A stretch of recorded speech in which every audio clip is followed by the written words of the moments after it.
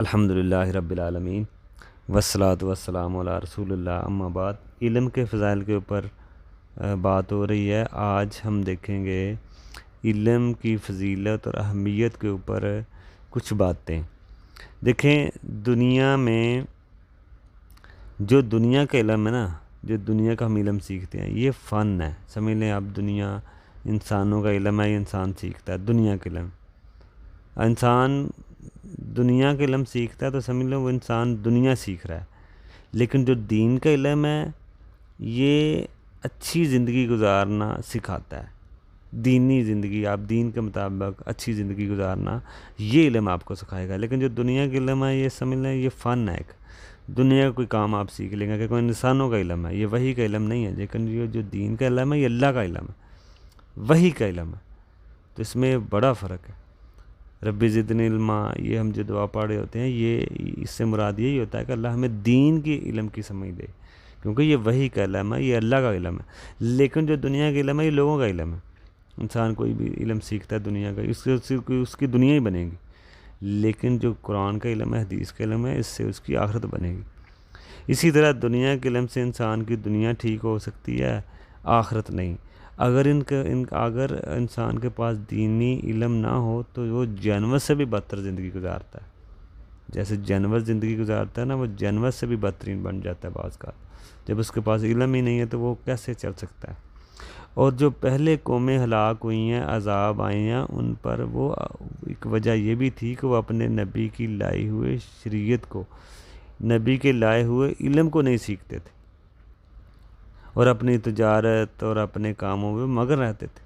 تو یہ بھی ان کے ایک عذاب کی وجہ، ان کے ہلاکت کی وجہ بنی کہ وہ اپنے نبی کے لائے ہوئے علم کو نہیں سیکھتے تھے، اپنی تجارت میں وہ مگن رہتے تھے۔ لیکن آج بھی لوگ اسی طرح ہی ہیں کہ وہ اپنے کاموں میں مصروف ہیں اور علم کو ترجیح نہیں دیتے۔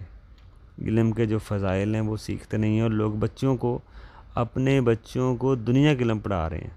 دنیا کی اہمیت ہے، بعض کا دین کے علم کو لوگ حقیر سمجھتے ہیں کہ یہ دین کا علم سیکھ کے کیا کرے گا، ٹھیک ہے نا، مدارس میں مسجد میں لگ جائے گا، کیا کرے گا۔ یہ لوگ حقیر کی حرکات کی نظر سے دیکھتے ہیں، حقیر سمجھتے ہیں۔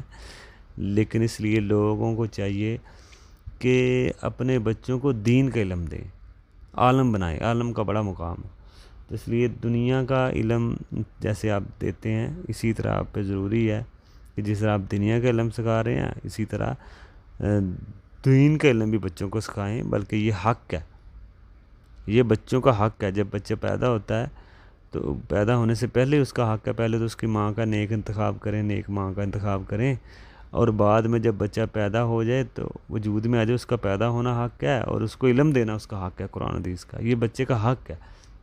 اگر آپ بچے کو قرآن حدیث کا علم نہیں دیں گے تو وہ بھی آپ کے بڑے ہو کے آپ کا حق نہیں دے گا، کیونکہ پہلے حق بچے کا آتا ہے، پھر آپ ماں باپ کا آتا ہے۔ بچہ چھوٹا ہوتا ہے، پہلے آپ اس کو حق دیں، اس کے حقوق دیں۔ اس کے حقوق کیا ہیں؟ دنیا کی آسائش و زیب و زینت، اس طرح کی چیزیں دینا، یا اس کا حق یہ ہے کہ اس کو قرآن حدیث کا علم دینا، یا اسکول کا علم دینا، دنیا کا علم دینا۔ اصل اس کا حق یہ ہے کہ آپ اس کو قرآن حدیث کا علم دیں، یہ حق ہے اس کا، نہیں تو روزِ قیامت وہی آپ کا دشمن بھی بن سکتا ہے۔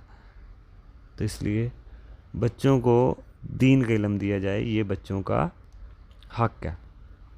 دنیا کا اگر لاکھ آپ علم دے دیں، دنیا کی لاکھ چیزیں دے دیں، لیکن اگر آپ دین کا ان کو علم نہیں دے رہے بچوں کو، تو آپ اپنے بچوں پہ ظلم کر رہے ہیں آخرت کے حساب سے۔ دنیا کے حساب سے تو آپ بڑا ان کا خیال رکھ رہے ہیں، جو مانگ رہے ہیں آپ دے رہے ہیں، بڑی سی بڑی اعلیٰ تعلیم، لیکن دین کا آپ اس کو جہالت میں رکھ رہے ہیں، تو یہ آپ ان پہ ظلم کر رہے ہیں۔ تو اس لیے لوگوں کو چاہیے کہ آج فتنوں کے دور میں عالموں کی ضرورت ہے، اچھے عالموں کی، علم والوں کی ضرورت ہے۔ تو اس لیے علم اٹھتا جا رہا ہے علماء کے ذریعے۔ علماء کو موت جب آئے گی، بڑے بڑے علماء کو، تو سمجھو علم اٹھ رہا ہے۔ تو اس لیے اپنے بچوں کو عالم بنایا جائے۔ باقی ڈاکٹر بنانا، انجینئر بنانا، یا کوئی بڑے سے بڑا عہدے دار بنانا، اس کی کمی نہیں ہے معاشرے میں۔ تو اس لیے جس چیز کی کمی ہے، اچھے علماء کی کمی ہے، اس لیے بچوں کو، اپنے بچوں کو یہ دینی تعلیم دی جائے، عالم بنایا جائے، تاکہ معاشرے میں جو فتنے ہیں ان کا مقابلہ کیا جا سکے۔